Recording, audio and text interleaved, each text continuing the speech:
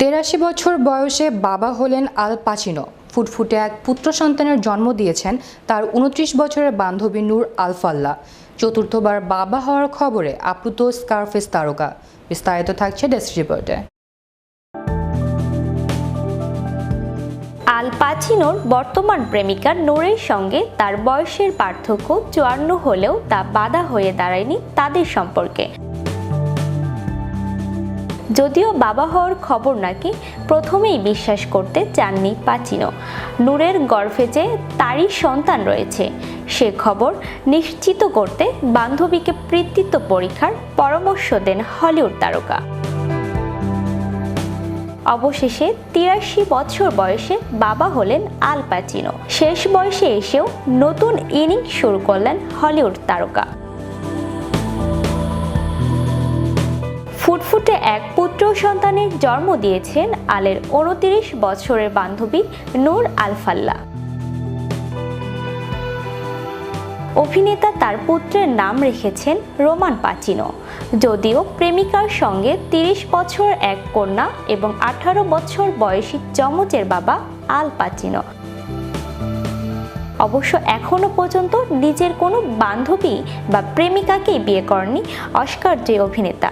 আলের বাবা হওয়ার খবরে নাকি বিশেষ খুশি হননি তার বাকি ৩ সন্তান। তবে তাতে প্রভাবিত হননি আল নিজে। এই বয়সে এসে চতুর্থ সন্তানের আগমনে উচ্ছ্বসিত তিনি। শোনা যাচ্ছে নূরের বিশেষ যত্নও নিচ্ছেন তারকা। গত বছর আলের জন্মদিন উদযাপনে নূরের সঙ্গেই দেখা গিয়েছিল তাকে। করোনাকালের সময় থেকে একই সঙ্গে থাকতেন দুজনে। তবে ইতোমধ্যেই প্রাক্তনের সঙ্গে এক ফ্রেমে ধরা দিয়েছিলেন হলিউড তারকা। তবে কি ফের কাছাকাছি আসছেন দুজন? শুরু সেই জল্পনাও।